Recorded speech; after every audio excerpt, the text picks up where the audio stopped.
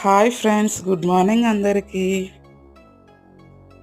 ఈరోజు ఇంట్లో ఏం కూరగాయలు లేకపోయేసరికి ఓన్లీ టమాటా పచ్చిమిర్చినే ఉన్నాయన్నమాట. ఏం చేద్దాం అనుకునేసరికి టమాటా చట్నీ చేద్దాం అనిపించి టమాటాలు కట్ చేసుకొని ఇక టమాటా చట్నీ చేద్దామని చూస్తున్నాను.